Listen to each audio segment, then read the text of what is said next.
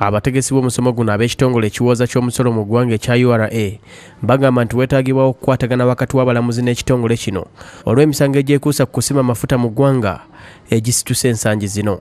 Aba URA bagamba nti emisango mingi egiwaabwa nga gyekuusa ku mafuta egiyinza okuleetawo akasatiro mu nteeka z'okusima amafuta agasuubirwa okweyambisibwa okukulaakulanya eggwanga. Omulamuzi Benjamin Odoshi ategeezezza nti omusomo guno gwakubayamba ku ngeri gye banaakwatanga emisango egikwata ku mafuta n'okugisalanga mu bwangu obwetaagisa.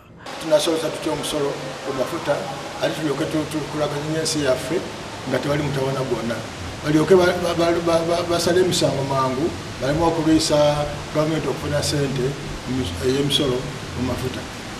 Francis Kamulege omukungu okuva mu kitongole ky'ebyamafuta ategeezza nti okukwatagana kwetaagisa nnyo mu kiseera kino ng'eggwanga ligezaako okutereeza ebyamafuta. Wabeerawo obutakkaanya singa amafuta nga bagaze oba engabanya tebadde ntuufu oba emisolo bagigerese si bulungi, abalamuzi bano bagenda okubeera nga bawuliza emisango egyo. N'olwekyo kirungi nnyo okubeera nti abalamuzi bano bayitiddwa mu musomo guno.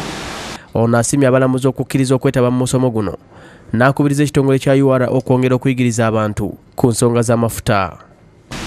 Wabeerewo n'emisomo emirala semina okuteeka abantu aba bulijjo okubannyonnyola ekyamafuta. Njagala abantu bategeere emikisa gy'okukola gy'okufuna ensimbi n'emirimu egiri mu mafuta, kubanga amafuta gagenda kuleeta emirimu mu Uganda mingi nnyo nnyo nnyo. Sigenda gasima naye abantu bagenda okubeera bagatambuza emmotoka, bagenda okubeera nga balabirira abantu bagenda okusula bazogasima mu hoteeri. Sise birungi yakusakidde eggudde lino ku Lwabukedde TV.